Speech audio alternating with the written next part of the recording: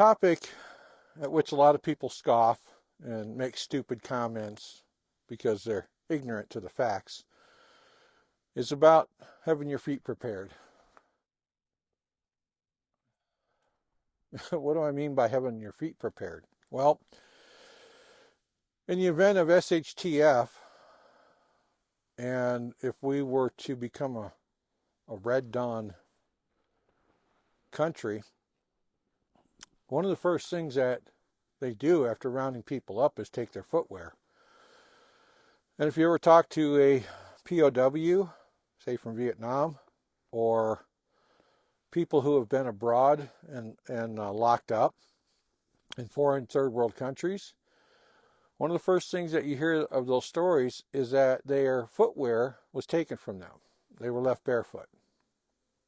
Why do captors do this? Because they know that people have soft feet that are not able to withstand running across gravel, rough, rocky terrain. There's people that can't even walk out in the grass of their own yard without their feet bothering if they step on a stone or step on a stick or whatever, what have you. So trying to escape is greatly reduced. Now, there have been people who have had the intestinal fortitude when they've been given the opportunity to escape, and they've run and they have literally torn their feet to shreds doing so because their feet were not prepared. They were not acclimatized to walking on different types of rough terrain. And I've been barefoot for going on 24 years. The only thing I wear if I do wear footwear is Crocs or a leather huaraches that I have, but mostly Crocs, and that's for a couple of reasons. But anytime I can go barefoot, I go barefoot. And legally, I could go barefoot 24/7, 365 if I chose to. There is no law against it. No state has any law. No county has any law. No municipality has any law or code or ordinance. They simply cannot enforce anything like that.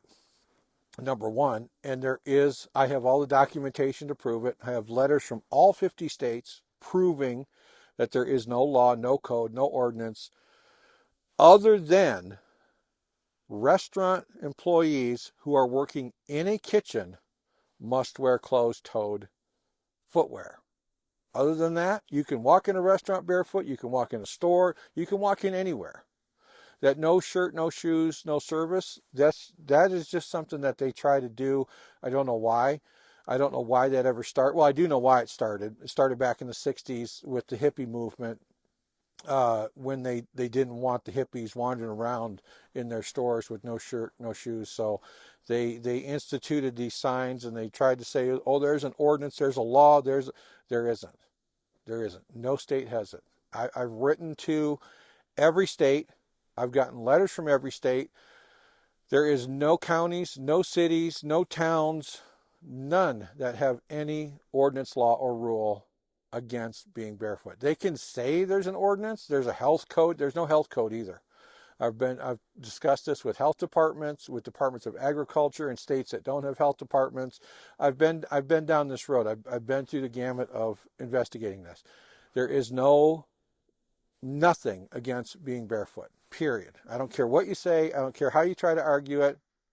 There is nothing. And I have, like I said, all the documentation to prove it. And I wanted to say that, and I wanted to emphasize it so people understand. I'm not just some guy saying this off the top of my head. I've lived it. I live it. I've researched it. I've dealt with it.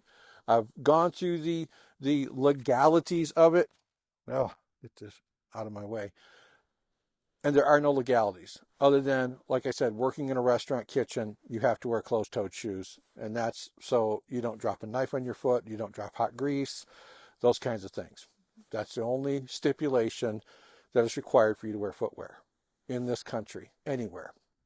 All right, with that being said, now, having your feet acclimatized and toughened and trained does a number of things. And it really kills me when I see videos put up. Here's the best boots for when the apocalypse hits. Here's the best boots for this. Here's the best boots for that. Bull crap. This is where I live. I live in the mountains. I live in some of the most rugged yet most beautiful terrain in the northwest of the lower 48 states of the United States. And I'm out walking right now. I'm out in the woods. I'm a fair bit from my shelter. And I go out walking. Sometimes I spend days, weeks, months out in the wilderness. So I'm very well adapted and very well knowledgeable about being barefoot. I go barefoot in the city. I go barefoot in the wilderness. I go barefoot everywhere. With that being said, get out of this mentality of needing boots and needing shoes and needing this and needing that. Because if something ever happened where, people were turned in, placed in internment camps and whatever, you need to have your feet acclimatized. So if you were able to get out of that situation, you'd be prepared to do it. Your feet being trapped in these man-made bindings that they're trapped in ain't going to do it. I've spent time in Africa with some of the bush tribes, and you get people from over here in other developed nations that try to take footwear over to them. Oh, your kids need footwear, and they put them on and they end up taking them off and throwing them out because they understand. They've generationally grown up being barefoot. They understand the benefits of being natural, of being barefoot. I learned it. I was kind of late in life. I learned it back in 2000 when I spent time in Australia with a couple of Aborigine tribes that walked barefoot. And I walked in my custom-made Scarpa hiking boots, and I could not keep up with these people. I've been hiking and walking. I mean, that's what I did for years and years and years. But walking with these people who were barefoot or only wore very thin kangaroo leather huaraches, I couldn't keep up. I had to take breaks. And I'll tell you what, they were getting quite annoyed with me having to take these rest breaks because my legs, my feet, my hips, my back were all getting sore. And then I started trying to walk barefoot. But the red dirt over there was so hot, got up to be around 140 degrees that I couldn't do it.